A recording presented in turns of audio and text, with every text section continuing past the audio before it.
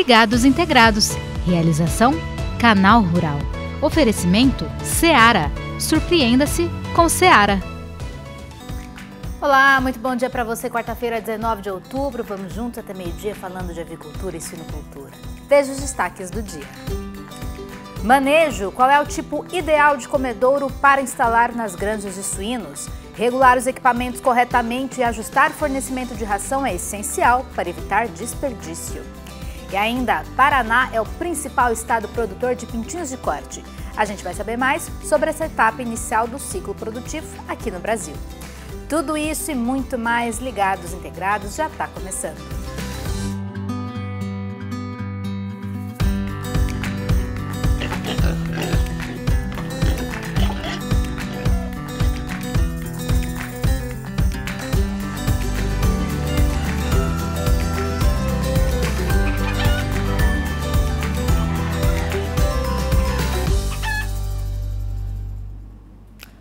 Paraná é o principal estado produtor de pintinhos de corte aqui no Brasil.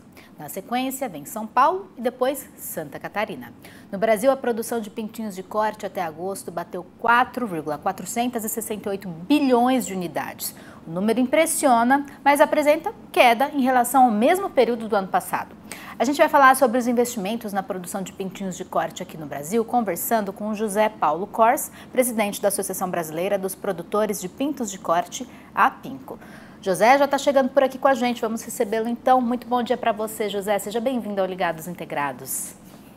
Bom dia, Júlia. Bom dia a todos que estão nos acompanhando. Estamos à disposição aí para uma prosinha. Obrigada. Vamos lá então, José. Primeiro eu vou chamar aqui na nossa tela então alguns dados que mostram esses números que eu acabei de destacar. A gente vai colocar numa tela aqui para o pessoal de casa ver e para você poder comentar também. Vamos dar uma olhada aqui então, pessoal. Olha lá. Principais estados produtores de pintinhos de corte. Então, como a gente acabou de comentar, vem em primeiro lugar Paraná, depois São Paulo, Santa Catarina, Rio Grande do Sul e Goiás. Eu já começo te perguntando então se isso tem a ver com a produção efetivamente de frangos de corte aqui no Brasil. Afinal de contas, o Paraná é o principal estado produtor dessa proteína aqui no nosso país.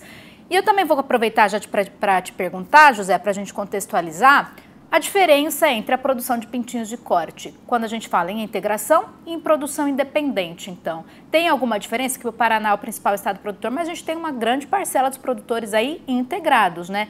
Como é que fica essa relação aí quando a gente fala em pintinhos de corte? Bom, o Paraná, de fato, é o estado que mais aloja pintinhos no Brasil, né?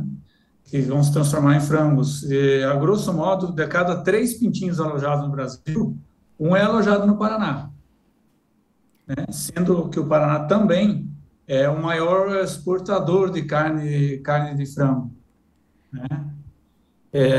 Com relação à integração, a maioria das integrações, as grandes integrações, tem a produção própria de pintinhos, né? Então, eles alojam reprodutoras, né? E essas reprodutoras produzem ovos férteis, os ovos férteis são incubados e dos quais eclodem os pintinhos que são alojados. Porém, nós temos algumas integrações no Paraná, inclusive, em São Paulo, Santa Catarina, que não são totalmente autossuficientes. Então, eles vão buscar esse pintinho no mercado. Empresas que se especializaram, são especialistas em produzir pintos de um dia. Porque a gente sabe que na integração o produtor recebe esse pintinho de um dia, né? E aí eu te pergunto, o produtor independente, ele compra esse pintinho de um dia? Ele compra o ovo ou ele já compra o pintinho? Como é que funciona para o produtor independente? Na verdade, nós que produzimos e vendemos pintos de um dia, nós que representamos 20% do mercado. Então, tem diversas empresas que se especializaram em produzir o pintinho. Então, o pintinho é o produto final das empresas. Ao passo que, nas integrações, o pintinho é uma cadeia que vai terminar a hora que o frango fica pronto, né? Eu sempre gosto de fazer um paralelo do pintinho, Júlia, quem está nos ouvindo. Quando você vai plantar milho, você planta semente de milho, colhe milho. soja, semente de soja, colhe soja. O pintinho nada mais é do que a semente do frango.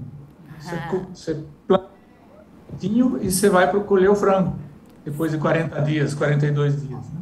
Sim. E aí, no caso do produtor independente, esse custo com o pintinho de um dia é um custo que o produtor integrado não tem, né? Ele compra mesmo esse pintinho de um dia direto de... A gente pode chamar também de incubadoras independentes? O produtor integrado, na verdade, Júlia, tem diversas integrações, inclusive diversas na nossa região, em São Paulo, um pouco no Paraná, no Rio Grande do Sul, que essas empresas simplesmente elas compram toda a produção de pintinho de terceiros e mandam para os integrados, né? E os integrados fornecem, então, o alojamento, as instalações, ele cuida de todo o manejo das aves, né? A água, a ração, climatização, etc. E aí ele recebe pela performance do frango, né? Hoje em dia se paga uma coisa em torno de R$1, R$1,30, nessa faixa é a remuneração do integrado. E nós temos ainda uma figura cada vez menos usual daquela pessoa que compra o pintinho, não é integrada, ela cria o pintinho por conta própria e depois vende para alguns abatedouros aí que compram frango vivo. E aí eu te pergunto, essa produção toda, a gente falou aí de uma produção na casa do bilhão, né? Ela fica no Brasil ou o Brasil também exporta pintinho de um dia? O Brasil exporta um pouco de pintinho, mas é uma quantidade pequena, em forma de pintinho, né? Seria mais para a Argentina, Paraguai, Uruguai, aqui os países vizinhos. Agora o Brasil exporta bastante ovos férteis, viu? A gente exporta hoje, o Brasil exporta cerca de 16, 17, 18 milhões de ovos férteis por mês. Olha só. E aí esses ovos férteis, então, eles vão para incubatórios no exterior, é isso? Eles não vão para produtores, eles vão para incubatórios de repente, outras empresas da agroindústria no exterior? Sim, corretamente. E aí o grande gargalo, o grande problema logístico aí é o aéreo, né? Então, a gente, quando estourou a pandemia, por exemplo, que muitos voos foram cortados, em função de que se não tinha passageiros, enfim. E isso aí estrangulou muito a nossa exportação de ovos férteis. Agora já as situações estão se normalizando, os voos estão se normalizando, então voltamos a exportar uma quantidade bem significativa de ovos férteis. Para onde que você disse que vai essa produção, José, exportada? Europa, México, países da África, do Oriente Médio. Muito interessante. Eu vou chamar novamente essa tela que nós acabamos de exibir, pessoal, que eu quero comentar mais alguns aspectos dessa tela que nós mostramos. Então vamos lá. Tanto no Paraná como em São Paulo, Santa Catarina, Rio Grande do Sul e Goiás, a gente teve uma variação anual negativa. Comparando este ano com o ano passado. Eu te pergunto, José, por que a gente está vendo uma queda aí na produção dos pintinhos nos pintinhos de corte, né? Nos pintinhos de um dia que vão seguir então para as granjas? Interessante, aqui eu acrescentei aí mais um mês, que a gente tem mais uma ideia que é setembro, e realmente nós produzimos agora esse ano de 2022. Vamos falar de número redondo para a gente botar na cabeça? No ano passado, 570 milhões, 573 milhões de pintos na média por mês. E esse ano, 561. São 12 milhões a menos. Bom, por quê? Pelo fato seguinte, as empresas de genética avícola estão pondo muita pressão de seleção no frango, ou seja, um frango que cada ano que passa ele cresce com uma velocidade maior, ele tem uma conversão mais baixa, né, todo ano. 30 anos atrás a nossa conversão era de 2,5, ou seja, um frango tinha que comer 2,5 kg de ração para engordar um. Hoje, pasmem, né, ele come 1,6 kg, 1,650 kg para engordar o mesmo 1 kg. Tá? Eu quero fazer de passagem uma observação aqui, que tem muita gente que, inclusive gente do meio médico, que alega que é usado hormônio na criação de frangos. Isso é sempre importante a gente esclarecer. É uma falácia, é uma mentira isso aí, não é verdade. Tá? Então, isso nada mais é do que uma soma de melhoramento genético, nutrição, ambiência e sanidade. Sim. Bom, por que eu estou citando isso, Júlia, e quem está nos ouvindo? Porque quando o pessoal da genética põe muita pressão na melhora do frango, que é a matriz, as reprodutoras, elas é uma correlação negativa. Então, se você melhora o produto final, mas você piora os resultados das matrizes. Vão ser aves que colocam menos ovos férteis, e dos ovos férteis que são colocados, a eclosão é menor. Então, a produtividade dessas aves caiu significativamente esses últimos 2 anos. Tá? Assim, que nós estamos alojando menos aves do que no ano passado. Sim. A gente pode dizer que a gente está alojando menos em qualidade, menos em quantidade, mas investindo mais numa qualidade desse ovo incubável? Mais na qualidade do frango, né? Então vai ser um pintinho que vai ter um crescimento mais rápido, um ganho diário, né? Ganho diário por dia maior, com uma conversão mais baixa. E quando a gente põe pressão de seleção em cima dessas características, ganho, conversão, você tem uma correlação negativa com produção de ovos. As aves colocam menos ovos e os ovos nascem menos pintinhos daqueles ovos que são colocados. Sim, é uma relação interessante. José, muito obrigada pela sua participação com a gente hoje. O nosso tempo é curtinho, mas esse é um assunto muito interessante para a gente abordar aqui no nosso programa sempre, né? A produção dos pintinhos de corte, essa distribuição dos pintinhos de um dia nas granjas, tanto dos integrados quanto dos independentes. Então fica o convite para você voltar muitas outras vezes participar novamente com a gente, viu? Um ótimo dia para você, até uma próxima oportunidade. Muito obrigado pela atenção de todos. Estamos à disposição aqui na associação para quando for necessário. Até logo. Até mais. Tchau, tchau. Lembrando que você pode participar aqui do Ligados Integrados sempre que você quiser. É só você enviar agora um vídeo ou uma mensagem para a gente através do nosso WhatsApp. Mande suas dúvidas, os temas que você gostaria de ver aqui no nosso programa. Mostra um pouquinho do seu trabalho aí no campo. O nosso número é 11 97 571 3819. Está aparecendo aí no cantinho da sua tela. E agora um recado muito importante. Quem é do campo sabe. No campo a gente planta, colhe, cuida e cria de tudo. Mas nessa vida de plantar e colher, o que a gente gosta mesmo é de cultivar os valores, as histórias e principalmente as parcerias. E é por isso que a Caixa, o banco de todos os brasileiros, está ao seu lado, produtor rural. Na Caixa você encontra a maior rede de atendimento do país, incluindo 100 agências especializadas no agro e as soluções de crédito de acordo com a sua necessidade. Além disso, a Caixa está presente nas principais feiras e eventos do setor, com estandes e funcionários prontos para te atender no que você precisar. Procure um dos espaços da Caixa e aproveite para economizar, planejar sua compra de insumos e investir na sua produção com o Crédito Rural Caixa. Vamos cultivar essa parceria juntos? A força do agro agora é Caixa. Caixa, o banco de todos os brasileiros. No próximo bloco, manejo na suinocultura. Visitamos uma granja de suínos em Santa Catarina para mostrar como a regulagem dos comedouros pode influenciar na conversão alimentar. É daqui a pouquinho, voltamos já. Oi pessoal, eu sou a Emanuele, sou extensionista na Unidade Agrícola Mirim e o Ligados Integrados volta já.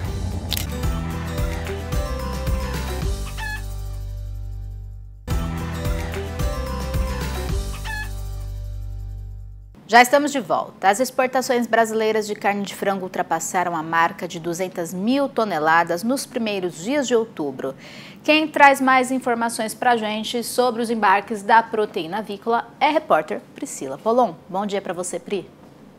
Bom dia, Júlia. Bom dia a todos. Segundo dados do Ministério da Economia e divulgados pela Secretaria de Comércio Exterior, as exportações de carne de aves e suas miudezas, seja frescas, refrigeradas ou congeladas, renderam aí 411 milhões de dólares.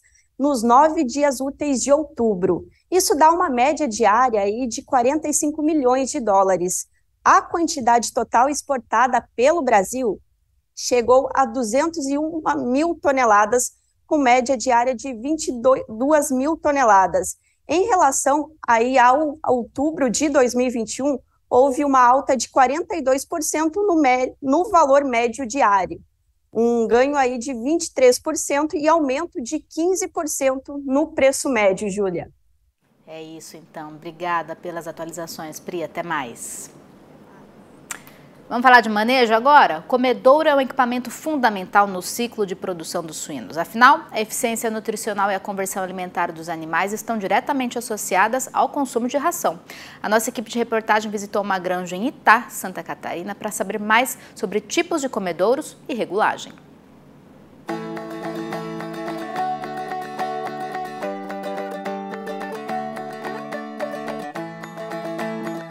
O Cleiton possui uma granja de terminação em Itá, Santa Catarina. Ali, os animais ficam cerca de 100 dias até completar o ciclo e seguir para o abate. E a alimentação é um ponto importante para o crescimento e desenvolvimento dos animais. A ração ela é toda automática, né? A ração cai no coxo e daí depois eu faço a parte de regulagem do coxo. Os animais começam a comer 660 e agora na parte final até 3 quilos por animal. É extremamente importante o produtor saber a tabela de racionamento, até a gente brinca com eles que eles têm que estar na cabeça deles todos os dias o quanto o animal tem que estar comendo naquele dia. Então é muito importante o produtor estar totalmente inteirado com a tabela de racionamento, que é um dos nossos principais desafios hoje na terminação, né? Que é o racionamento, que é a gente fazer com que o animal coma a quantidade certa todos os dias. O produtor deve sempre ficar atento ao manejo dos comedouros, que é o equipamento que fornece alimentação aos animais. Hoje, os equipamentos que a gente tem para racionamento é um dos nossos pilares, assim, que a gente tem que ter muita atenção, principalmente na terminação. A gente fica sempre de olho, de repente pode acontecer, de repente não ir água, trancar alguma coisa, negócio assim. A gente todo dia passa a conferir como que eles estão, né? 2 vezes por dia. Equipamentos que a gente tem problema de falha de regulagem permite que a gente faça com que o nosso lote fique mais disperso de tamanho, né? Tem uma dispersão maior de tamanho por conta que a gente não consegue tratar todos os animais da mesma forma, né? Então, os equipamentos eles têm que ter, sim, uma boa estrutura, os equipamentos não podem estar danificados. E essa desproporção no lote não é boa para o produtor nem para a integradora. Por isso que o tipo de comedouro pode fazer a diferença. Todos os comedouros funcionam, bem ou mal. Então, um depende mais da mão de obra, no caso, o local, e outro menos. Mas eu acho que ele interfere sim.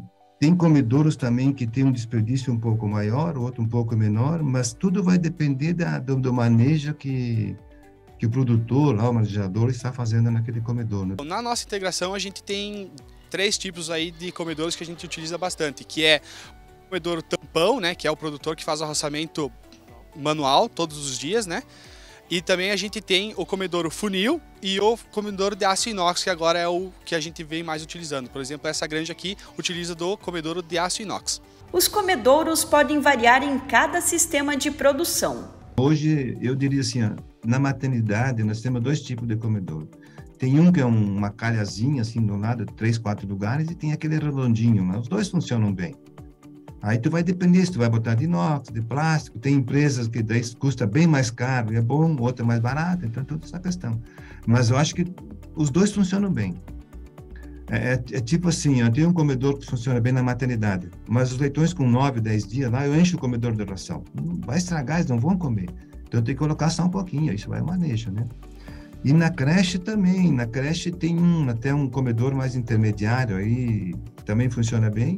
E o comedor de creche funciona bem hoje que tem. Eles usam aquele de prato ou aquele de divisória. Tem 2 modelos assim mais tradicionais, né? Aquele que tu coloca no meio da baia ou aquele que tu coloca na divisória. Funciona bem os 2. Mas, de novo, eu acho que se não tiver um manejo adequado, assim, acompanhar, não vai funcionar, né?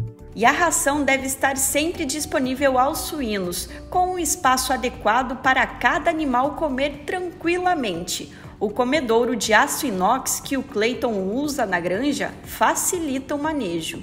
O projeto ele vem com esse tipo de comedouro, que é muito bom e facilita também a regulagem da ração, né? Depende o estilo de comedouro, a gente tem uma metragem. Por exemplo, os comedouros tampões, onde o produtor que faz o arroçamento todos os dias, 2, 3, 4 vezes por dia, esses coxos a gente precisa de no mínimo 35 centímetros por animal. Então o coxo tem que ter 35 centímetros por animal. A limpeza não é menos importante. Isso evita a contaminação e disseminação de possíveis infecções. A limpeza, na verdade, a gente faz no final de lote, né? Aí a gente lava eles todos, infeta. Até uma das nossas orientações é que todo intervalo de lote o produtor passe coxo por coxo, vendo se tem alguma falha, alguma coisa que consiga consertar, para já iniciar o lote com tudo 100%.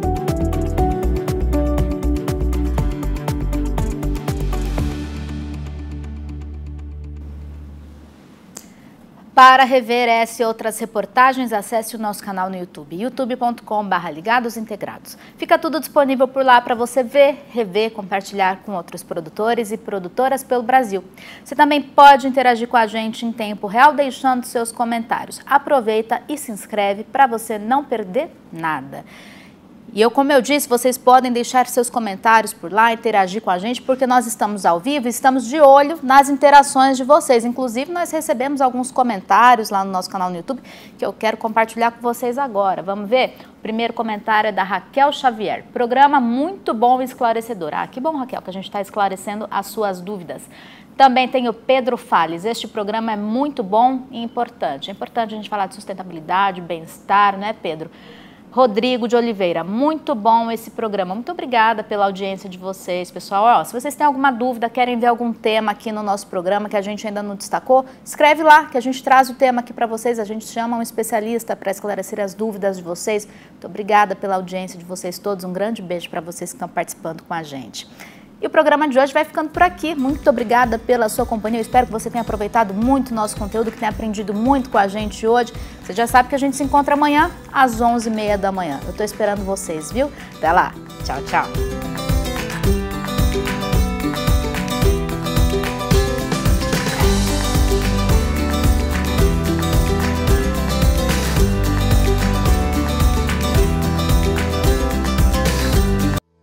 Ligados Integrados.